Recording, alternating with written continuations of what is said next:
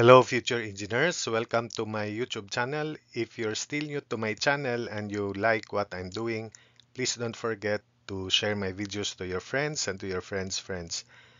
To your younger brothers and sisters who would want to take up engineering in the future, and to your relatives. That's one way you can keep me going, inspired and refreshed. Now, if you find my videos interesting and important to your studies, also please don't forget to subscribe. Hello future engineers, here is another video in calculus. If you want, if you attempt to answer the following exercises and questions, you may, but you have to pause the video. If f of x is continuous, is its square continuous? Is its reciprocal? Is its reciprocal continuous also? So to answer the question, if f of x is continuous, so that means there is no denominator, and and therefore its square will also have no denominator. So if it is a continuous function, no gap, no breaks, then its square is also continuous because it has no denominator that will possibly be zero and will make it undefined when the specific value of the function is zero, because that's possible also. There are values of x that will make the function zero as long as it crosses x the y-axis rather. So to answer, is its reciprocal continuous?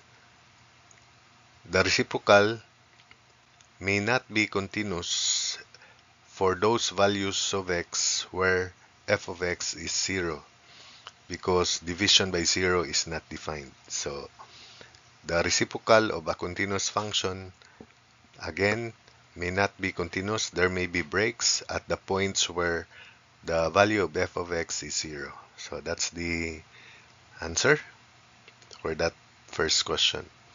Show that as x approaches zero, the function sine of pi over x oscillates between -1 and 1 without approaching any limit. So as x approaches zero, then the angle pi over almost zero would be either positive infinity or negative infinity. Remember that sine function is continuous, and sine is zero when it is a multiple of pi. Sine of pi, for example, although pi is in a short distance from the origin, sine of pi is zero, sine of plus minus pi is zero, sine of negative 3 pi is zero. But how about those uh, like pi over 2 or multiples of pi over 2? Sine function is 1 at that value. Sine of negative pi over 2 is -1.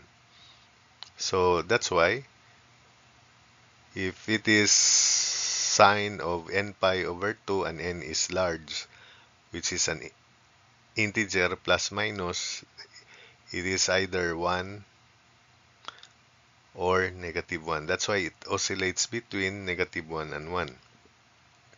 So limit as x approaches 0 from the left of sine pi over x is equal to limit as x approaches 0 from the left of sine of n times negative pi over 2, because x approaches 0 from the left, so it means that the ratio would be negative, and it is equal to sine of, for example, sine of 1001 times negative pi over 2. It is -1. And sine of 2003, which is add number times negative pi over 2, so it is positive 1. While limit as x approaches 0 from the right of sine of pi over x is same as limit as x approaches 0 from the right of sine quantity n times pi over 2. So n times positive pi over 2, and sine of, for example, sine of 4001 pi over 2 is positive 1, while sine of 6003, which is also add multiples of pi over 2, is negative 1. So that shows that sine function oscillates between negative 1 and 1. For even number n, which is large, like 1 pi, for any number rather,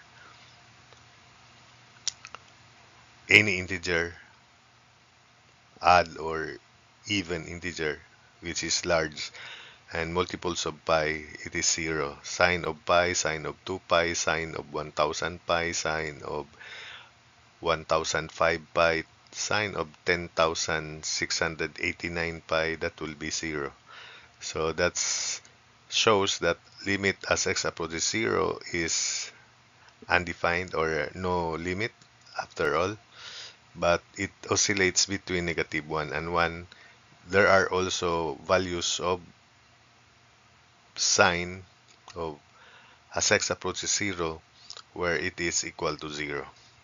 But the minimum value is negative 1 and the maximum value is 1, so it oscillates between negative 1 and 1, including values like 0 or close to 0. Discuss the behavior of tangent pi over x near the origin. So near the origin, if we have tangent of n pi and n is any large integer, because when x approaches 0, n should be large. If it is exactly an integer, then it is 0, like tangent of pi, tangent of 2 pi, tangent of 1000 pi, tangent of 10,000 pi. So I'm talking here of very large integer, tangent of negative 20,000 pi. It is 0. However, close to pi over 2, just to the left and just to the right, which is very large, it is not defined. Just to the left, it is positive infinity. So for instance, tangent of n pi over 2 is not defined because if n is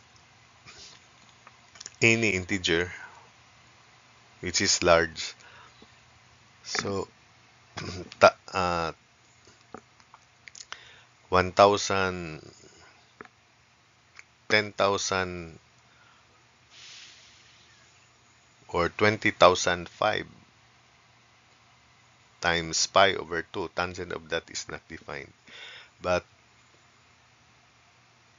20,004 point or tangent of 10,002.49 is large, positive infinity. It approaches positive infinity.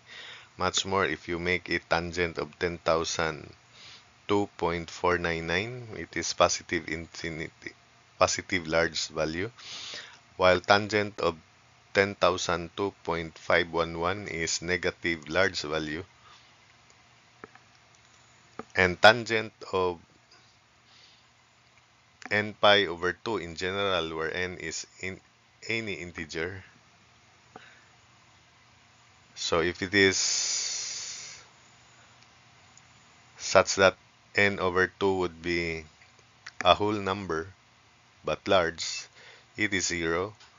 But if it is not a whole number, so it is odd number over 2, so that it is something like 0.5, then it is not defined. So that's the behavior. The limit as x approaches 0 of tangent pi over x, therefore, does not exist, or there's no limit. So show that the function y equals x sine of 1 over x is discontinuous at the origin. What type of discontinuity is present? So from the preceding approach here, although this is now 1, but it's the same. 1 over x as x approaches 0 would be very, very large. So again, sine of 1 over x oscillates between -1 and 1 as x approaches 0. We know that. But because we have x here, as x approaches 0, this also approaches 0. And sine of 1 over x oscillates between -1 and 1. So that's a value which is proximate to 0. It's small relatively. Then multiplied by almost 0 or 0 practically, then the value approaches 0. So y, the limit of x sine of 1 over x as x approaches 0 is 0, approaching 0 also. Because sine of 1 over x, the limit of that as x approaches 0, no limit yet, its value is within the range -1 to +1. Then x approaches 0, which is practically 0. So 0 times a value that oscillates between -1 and 1 would be almost 0. But the function value when x is 0 is not defined. So there is what we call missing point discontinuity. So we have f of 0 not defined. So what type of discontinuity is present? The answer is it is a missing point discontinuity at the origin. We cannot set x is exactly equal to 0. Then last, show that the function y equals x tangent of 1 over x is discontinuous at the origin. So as explained there are cases where tangent of 1 over x as x approaches 0 at the origin is equal to 0. There are cases where it is negative infinity. There are cases where it is positive infinity. And exactly when x is 0, it is not defined. So therefore, the function y equals x tangent of 1 over x near the origin is discontinuous at x equals 0 because f of 0 is not defined. So as already explained, there are situations where tangent of 1 over x as x approaches 0 is negative infinity, as I explained here. There are situations where it is not defined, especially if it is a multiple of pi over 2. And there is a situation where it is positive infinity. So, and lastly, the function value when x is 0, x tangent of 1 over x is not defined there. So that's it for this video. Although this type of problems need critical thinking, higher thinking, I hope that I explained it well, though you may not encounter this from your professors or instructors who are handling calculus subjects. The practical applications of calculus are more important than this. Although for mathematicians, these are very important to understand the concepts